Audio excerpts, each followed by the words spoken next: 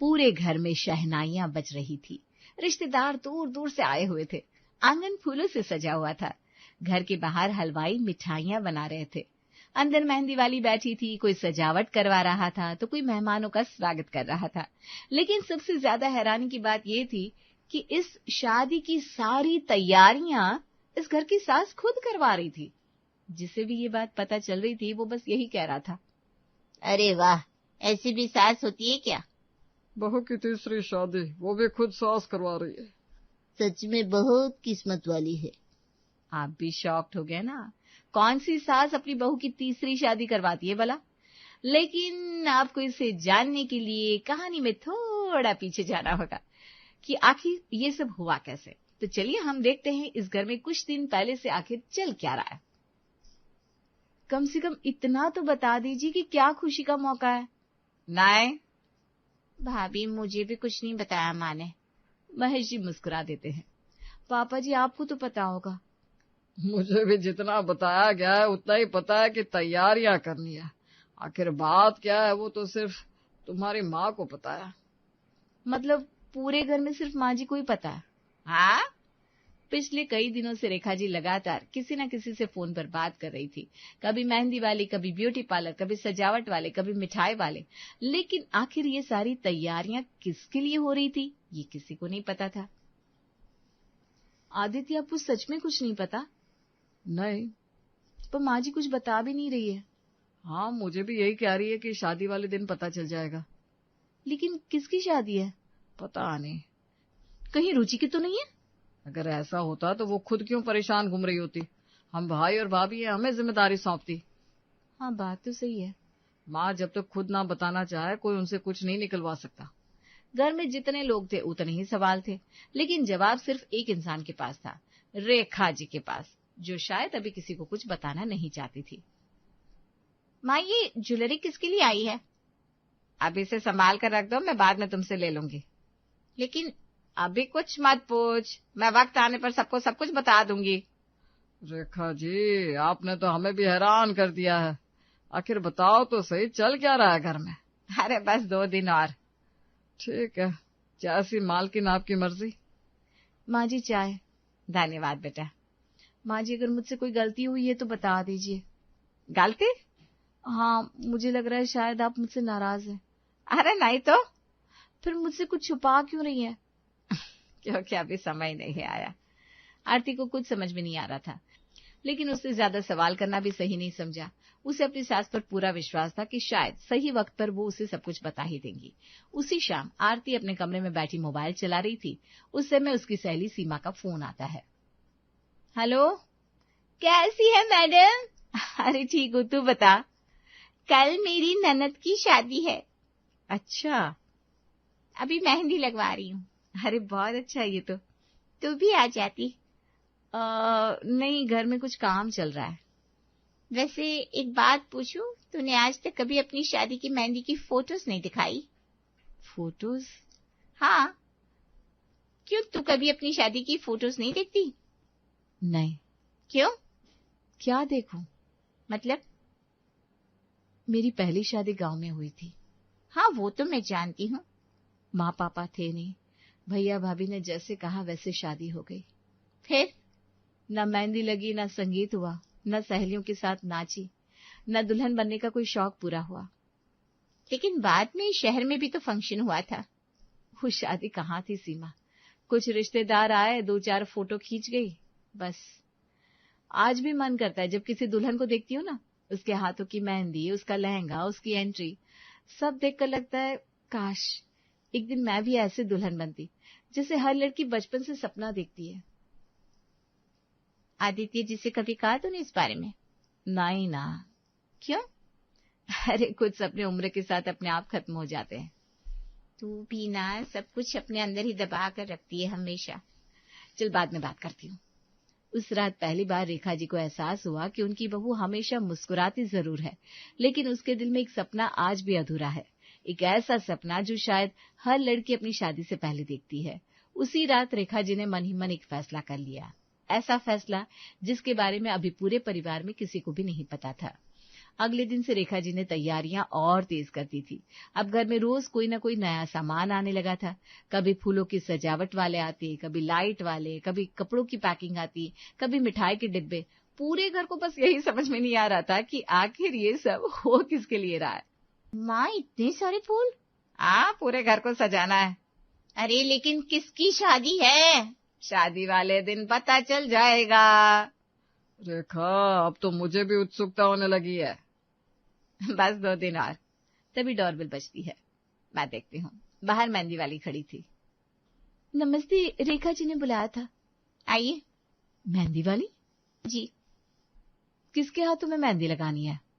मुझे तो रेखा जी ने सिर्फ घर का पता बताया था। आओ बहन आओ, कल सुबह समय पर आ जाना। जी। माँ जी कल? हाँ, लेकिन कल आखिर है क्या? अरे धैर्य रखो बेटा। माँ, आगे बेटा। ये बाहर बैंड वालों की गाड़ी क्यों खड़ी है? अरे उनसे बात कर रही थी। किस लिए? शादी है ना घर में। अरे किसकी?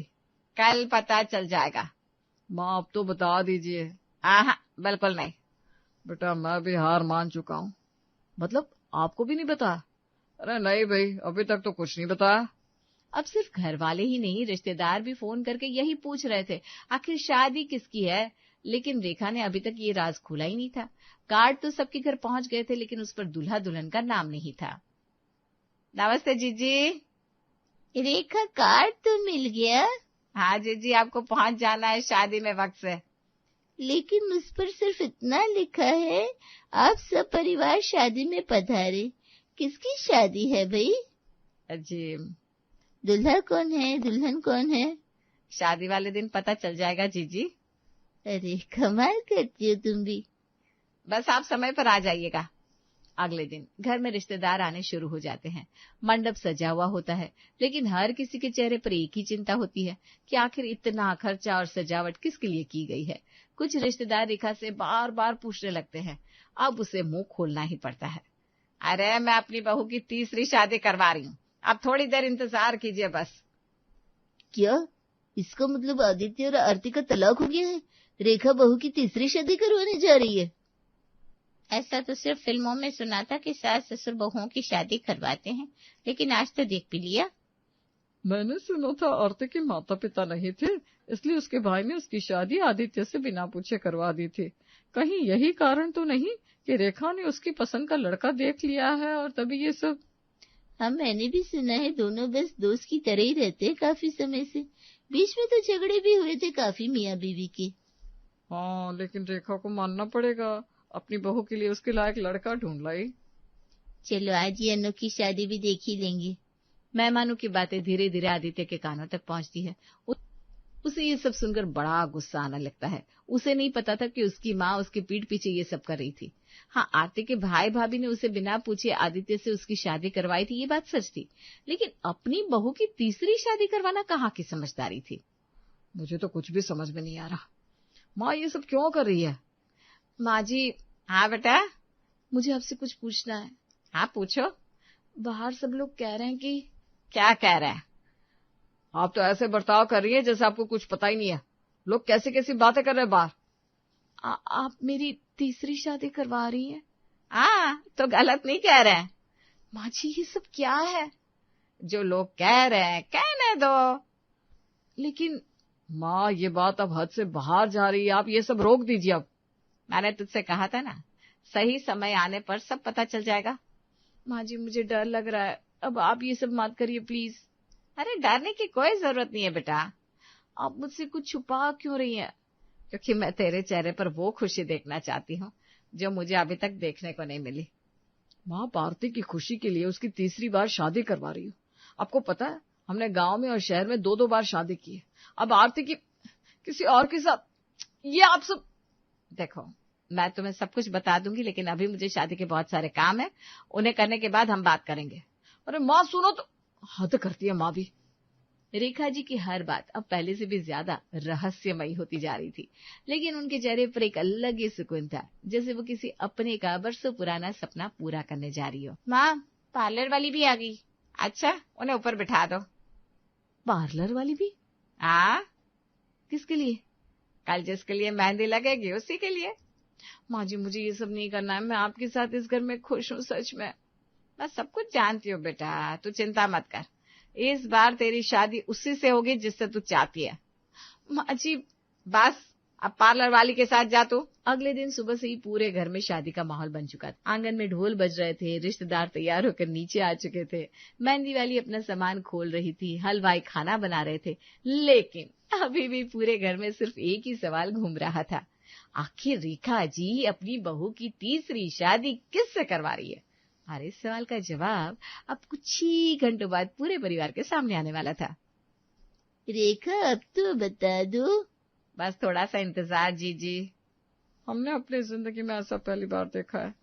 सच में ऐसी सास हर किसी को कहाँ मिलती है जिसने अपनी बहू की तीसरी शादी का फैसला लिया हो।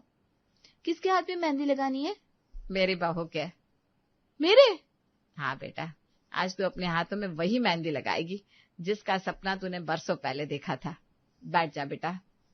मेहंदी लगने के बाद खूब नाच गाना होता है, बहुत सारा मस्ती मजाक खाना पीना होने के बाद रेखा एक सुंदर सा लहंगा लेकर आती है और आरती के हाथों में थमा देती है। बेटा ये लहंगा पहन ले। माँ जी इतना सुंदर लहंगा, पसंद आया? बहुत, एकदम सुंदर है, बिल्कुल परियों की कहानी जैसा। फिर जल्दी से तैयार हो जा। लेकिन आज कोई सवाल नहीं, आज जैसा मैं कह रही हूँ बिल्कुल वैसा कर। अपनी बहू को किसी और की दुल्हन बना रही हो माँ? पापा कुछ कहते क्यों नहीं आप? अरे पता नहीं क्या करने जा रही है रेखा। लेकिन भाभी बड़ी सुंदर लग रही है ना? तो चुप कर, आई बड़ी सुंदर लग रही है। पहली बार आरती ने अपनी पसंद का लहंगा पहना था। पहली बार उसने उतनी देर तक आईने में खुद को देखा जितना शायद हर दुल्हन देखती है। पहली बार उसके हाथों में गहरी मेहंदी लगी थी। पहली बार उसे लगा जैसे उसके अंदर की वो 22 साल वाली लड़की आज फिर से मुस्कुरा रही है। थोड़ी देर बाद, आरती। जी माँ जी। चल, सब तेरा इंतजार कर रहे हैं। माँ जी ये सब आप क्या कर रही हैं, मुझे कुछ समझ में नहीं आ रहा। तो बस मुझ पर भरोसा रख और चल। आरती नीचे आती है। अरे वाह, सच में बहुत सुंदर लग रही है।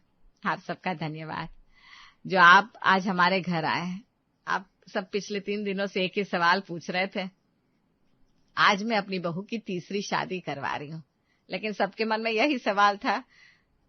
उससे पहले मैं आप सबको एक बात बताना चाहती हूँ। जब आरती इस घर में आई थी तब मुझे ये रिश्ता मंजूर नहीं था। इसलिए नहीं कि आरती अच्छी लड़की नहीं थी, लेकिन उसकी उम्र बस 22 साल की थी। लेकिन भगवान को शायद यही मंजूर था कि वो इस घर में आए। लेकिन इस लड़के ने कभी मुझे शिकायत का मौका नहीं दिया। इसकी शादी इसके भाई और भैया ने तय की थी। उसने आदित्य को देखा तक नहीं था, न जानती थी। गांव में शादी जैसे तैसे हो गई और शहर में भी कुछ खास आदित्य ने उसके लिए नहीं किया। इसलिए आपने मेरी बीवी के लिए नया दूल्हा ढूंढ लिया। बताओ कौन माँ ऐसा करती है भला? इसलिए मैंने सोचा कि इस बार उसे वही मिलेगा जो वो पसंद करती है, जिसे वो जानती है। जैसी शादी वो चाहती थी, महंगा संगीत, खाना पीना, लहंगा श्रृंगार जैसा सपना हर लड़की देखती है। इसलिए मैं खुद अपनी बहू की तीसरी बार शादी उसके मन के दूल्हे और मन की तैयारियों के साथ करवा रही हूँ। माँ जी लेकिन मैं आदित्य जी से। नहीं बेटा, आज तेरा दूल्हा और लहंगा दोनों तेरी पसंद का होगा। माँ जब दूल्हे को बुलाइए। सब लोग दरवाजे की तरफ देखने लगते हैं कि आखिर आरती की शादी किससे होने वाली है। आरती की तो दिल की धड़कन ही जैसे तेज हो गई थी। रेखा धीरे से आगे बढ़ती है और सबके चेहरे लाल पड़ जाते हैं जैसे कोई लड़का मंडप की ओर बढ़ता है सहरा पहने हुए। और जैसे उसने सहरा हटाया, आप? हाँ, क्यों तुम्हें कोई और चाहिए था क्या? पहली शादी जिम्मेदारियों में हुई थी, दूसरी शादी लोगों की नजरों में हुई थी, और ये तीसरी शादी सिर्फ मेरी बहू के सपनों के लिए है। पूरा हॉल तालियों से गूंज उठता है। वरमाला लेकर आइए। वाह भाई वाह, सच में आज पहली बार ऐसी शादी देखी है। रेखा तुमने तो दिल जीत लिया भाई। भाभी अब आपकी बारी, चलिए। मेरी बारी? किस बात की? अरे डांस की। अरे बहू आज कोई शर्म नहीं, आज जितना मन करे उतना नाच ले बेटा। आरती पहली बार पूरे दिल से नाचती है। आदित्य भी उसके साथ आ जाता है। पूरा परिवार उनके साथ शामिल हो जाता है। थोड़ी देर बाद आरती रेखा जी के पास आती है। माँ जी। हाँ बेटा, आपने मेरे लिए इतना सब क्यों किया? क्योंकि तू मेरी बहू बाद में है, पहले एक बेटी है। लेकिन मैं जानती हूँ तूने कभी ये सपना मुझसे नहीं कहा, लेकिन हर बेटी अपनी माँ से सब कुछ कहे ये जरूरी नहीं होता। कई बार माँ को उसकी आंखें पढ़नी पड़ती है। माँ आपने तो मुझे डरा ही दिया था सच में। डरना जरूरी होता है कभी कभी, इससे ना तुझे एहसास हुआ होगा कि आरती तेरे लिए कितनी जरूरी है। हाँ आपकी बात सही है, लेकिन आरती के लिए इतना सुंदर लहंगा आपने मंगवाया और मेरे लिए वही पुरानी शेरवानी दे दी, ये नाइंसाफी मैं कभी नहीं भूलूंगा माँ। अब इस चीज के लिए मैं तुम दोनों की चौथी शादी नहीं करवा सकती हूँ भाई। घर के आलीशान लिविंग रूम में हमारे सुरेश कुमार सोफे पर बैठे होते हैं और तभी घर की बड़ी बहू अन्वी और छोटी बहू राखी हाथ में शॉपिंग बैग लिए घर में घुसती है और तभी सुरेश जी की नजर बैग पर पड़ती है। जरा रुको, तुम दोनों कहाँ से आ रही हो और ये तुम दोनों के हाथों में बैग कैसे हैं? लगता है आज उड़ा आई फिर से पैसे। वो पापा जी, ज्यादा कुछ नहीं, बस जरूरत का ही कुछ सामान लेने गई थी। ऑफिस का बैग बहुत ज्यादा खराब हो गया था और चप्पल भी काफी घिस गई थी और थोड़ा बहुत बस कॉस्मेटिक का सामान है। तुम भी कुछ बोलो ना भाभी। वो पापा जी, वो बस हम थोड़ा बहुत जरूरत का सामान लेने गए थे बस। जरूरत? ये सब फालतू के सामान जरूरी सामान दिखाई तो नहीं दे रहे। तुम्हें तो बस पैसे फूकने की पड़ी रहती है। 4 दिन होते नहीं, बस जाकर कराओ शॉपिंग। इस घर में किस चीज की कब और क्या जरूरत है, ये हक सिर्फ घर के मालिक को है। कभी कपड़े तो कभी चप्पल तो कभी पर्स। अरे पैसे क्या पेड़ पर उगते हैं? पापा जी, इन सब चीजों की जरूरत पड़ती रहती है और ये सब बहुत नॉर्मल चीजें हैं और वैसे भी मयंक और हम दोनों कमाते हैं। ससुर सुरेश जी बीच में बात काटते हुए गुस्से से बोलते हैं। हाँ तो क्या हुआ, कमाते हो, पर पैर जमीन पर रखकर चला करो। याद रहे, जब तक इस छत के नीचे हो अपनी मन मर्जी अपने पास रखो। यहाँ मेरी मर्जी के बगैर अपनी जेब से एक फूटी कौड़ी की उम्मीद भी मत रखना। इस घर से लिमिट में रहो। सुरेश गुस्से से पैर पटकते हुए बाहर चले जाते हैं और घर की बड़ी बहू अन्वी बेचारी सहमी कांप रही होती है। राखी, बहुत डर लग रहा है। पापा जी ठीक ही तो कह रहे हैं, हमें इस घर के हिसाब से ही चलना चाहिए था। बिना उनकी मर्जी के हमें शॉपिंग पर जाना ही नहीं चाहिए था। एक बार पूछ लेते तो सही रहता। ये हमने सही नहीं किया राखी। अन्वी अपने कमरे में चली जाती है और रात को मयंक अपने कमरे में आता है। मयंक, हद हो गई अब तो। अरे आखिर कब तक? तुम अच्छा खासा कमाते हो और मेरी सैलरी भी कम नहीं है। फिर तुम्हारे पिताजी के पास लाखों करोड़ों की जायदाद भी है, फिर भी हमें एक छोटी सी चीज, चप्पल तक के लिए पैसे खर्च करने के लिए परमिशन तक लेनी पड़ती है। क्या हमारी कोई इज्जत तक नहीं है? राखी डियर, पापा का नेचर ही ऐसा है। वो शुरू से ऐसे ही हैं। उनकी मर्जी से सब होता आया है।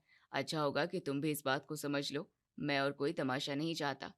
अरे तमाशा तो रोज हमारा बन रहा है मयंक। कठपुतली बन गए हैं हम। एक पैसा खर्च करने के लिए भी पापा जी से पूछना पड़ता है। घर में इस तरह घुट घुट कर नहीं मर सकती। अब कुछ दिनों बाद रात का समय होता है और पूरा परिवार एक साथ डाइनिंग टेबल पर बैठा होता है। तभी राखी धीरे से मयंक से बोलती है। मयंक, पापा जी से बात करो ना। अच्छा ठीक है, करता हूँ। वो पापा, ऑफिस की 3 दिनों की छुट्टियां हैं। मैं और राखी बहुत दिनों से बाहर नहीं घूमने गए हैं कहीं। मैं और राखी मनाली जाने का सोच रहे हैं। थोड़ा बहुत खर्चा होगा। ससुर रमेश खाना खाते खाते हाथ रोक लेते हैं। साफ साफ क्यों नहीं कहते कि फिजूल खर्ची के लिए पैसा चाहिए? एक बात कान खोलकर सुन लो सब। मेरी मर्जी के बगैर कोई कहीं नहीं जाएगा और फिजूल खर्ची के लिए तो इस घर से एक पैसा नहीं मिलेगा। तभी घर की बड़ी बहू अन्वी डाइनिंग टेबल के नीचे से रोनित की पैर मारती है। देखा ना, पापा जी ने जब मयंक और राखी को घूमने से मना कर दिया तो फिर हमारा जाना भी कैंसिल ही समझो। कुछ बोलते क्यों नहीं आप? अरे धीरे बोलो जानू, पापा ने सुन लिया ना तो जो मिल रहा है वो भी हाथ से चला जाएगा। चुप रहने में ही हमारा फायदा है। सही कह रहे हो तुम, चुप रहने में ही फायदा है।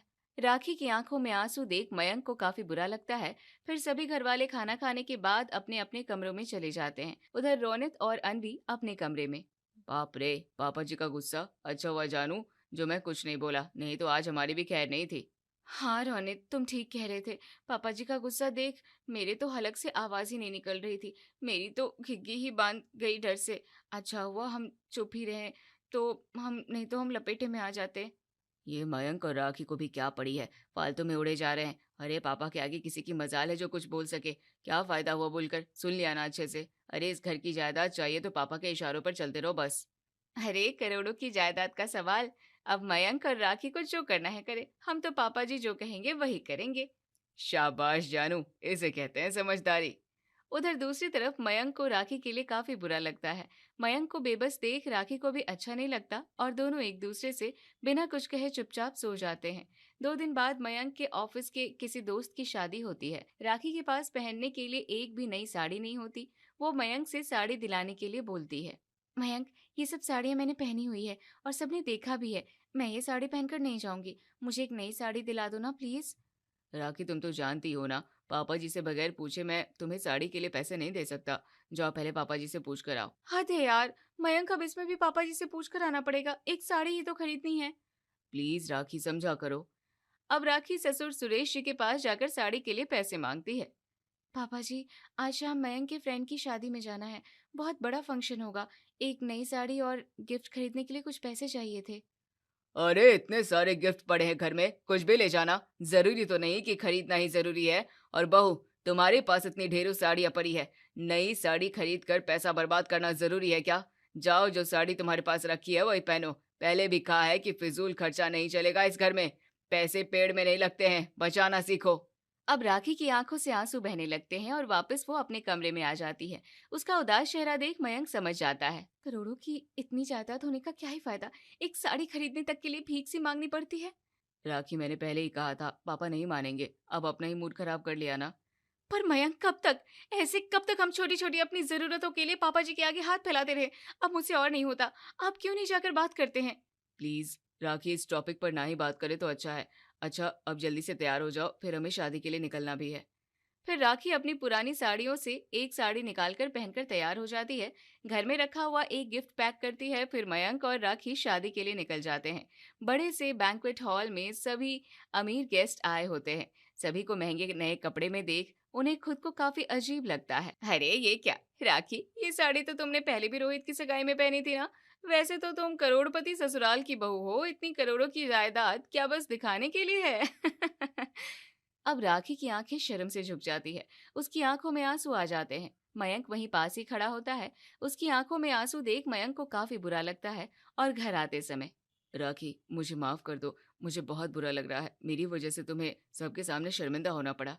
मयंक, अब और नहीं, थक चुकी हूँ मैं। मुझसे अब और ये नहीं होगा। आज हमारे पास करोड़ों की दौलत होते हुए भी तुम्हारी बीवी लाचार और बेबस नजर आ रही थी। क्या तुम्हारे अंदर इतनी भी हिम्मत नहीं कि अपने पापा से बात कर सको? राखी की ये गहरी उदासी और आंसू देखकर मयंक के सब्र का बांध टूट जाता है और वो राखी के आंसू पहुंचता है। राखी, बस अब बहुत हुआ। दोनों घर आ जाते हैं। सभी घर के लिविंग हॉल में बैठे होते हैं। तभी मयंक अपने पापा से बोलता है, पापा, हमें हमें आपके पैसे नहीं चाहिए। ऐसे करोड़ों लाखों रुपए का क्या ही फायदा, जिस घर में हम अपनी मर्जी से सांस तक नहीं ले सकते हैं, कुछ खा नहीं सकते, पहन नहीं सकते, जा नहीं सकते। आजादी नहीं है हमें कहीं जाने तक की भी। हमें बस आजादी चाहिए। हम सुकून से जीना चाहते हैं। तभी ससुर सुरेश उठकर खड़े होते हैं। तेरी इतनी हिम्मत, तू अपने बाप के सामने खड़ा होकर सुना रहा है? पापा, मैं सुना नहीं रहा, मैं बस हकीकत का आईना दिखा रहा हूँ। जहाँ रिश्तों की कीमत पैसों से नापी जाए, वहाँ जहाँ बेटों पर बहू पर अपनी मर्जी थोपी जाए, जहाँ बहू बेटों को गुलाम समझा जाए, वो घर घर नहीं जेल है। और हमें इस जेल में नहीं रहना। हमें आज़ादी चाहिए, जहाँ हम अपनी मर्जी से कुछ कर सके। और हमें इस जेल में और नहीं रहना। हम घर छोड़कर जा रहे हैं। इतना आसान नहीं है। रहना है, जाना है तो जाओ, पर कान खोलकर एक बात सुन लो। इस घर की चौखट के बाहर रखते ही मेरी जायदाद से तुम्हें एक फूटी कौड़ी तक नहीं मिलेगी। वसीयत से तुम्हारा नाम हमेशा के लिए कट जाएगा। पापा, हमें आपकी करोड़ों की धन दौलत नहीं चाहिए। हमारे पास काबिलियत है। हम दोनों मिलकर इतना तो कमा ही सकते हैं कि आराम से, सुकून, आज़ादी से रह सके। हमें आपसे कुछ नहीं चाहिए, बस हमें आपका आशीर्वाद चाहिए और कुछ नहीं। मयंक, पागल मत बनो, जोश में होश मत खो। जरा ठंडे दिमाग से सोचो। पापा अभी गुस्से में हैं, पर पापा, अब इनकी बड़ी जायदाद ठुकरा कर जाना सही नहीं है। बाहर बिना पैसों के रहना, सड़क पर आ जाओगे। अभी भी समय है, जरा समझदारी से काम लो। पापा का नेचर शुरू से ऐसा ही है और सब कुछ तो मिल रहा है, इसमें गलत ही क्या। 4 दिन पापा की मर्जी से रह लोगे तो क्या बिगड़ जाएगा? अरे आखिर में ये सब हमारा ही तो होना है। एक बात साड़ी और घूमने की नहीं है, आत्मसम्मान की है। पैसे होते हुए भी हमें जिस पैसे के लिए हर दिन तरसना पड़े, उस पैसे का क्या फायदा, जिस घर में आजादी, सुकून भरी जिंदगी न जी सके। भाभी, जिसे आप समझदारी कह रही हैं, असल में वो गुलामी है। लाखों करोड़ों के आलीशान घर में रहकर भी हम अपनी मर्जी से एक एक पैसा तक खर्च नहीं कर सकते। हमें अपने पैसे खर्च करने तक की आज़ादी नहीं। हमें आलीशान बड़ा घर नहीं चाहिए, आज़ादी चाहिए, अपनी मर्जी से कुछ कर सकें। फिर दोनों मयंक, राखी ससुर सुरेश जी का आशीर्वाद लेते हैं और बैग उठाकर खुशी खुशी मुस्कुराते हुए घर से बाहर निकल जाते हैं। ससुर, अनवी, रोनित सभी घरवाले देखते रह जाते हैं और घर के बाहर मयंक और राखी एक सुकून भरी गहरी सांस लेते हैं।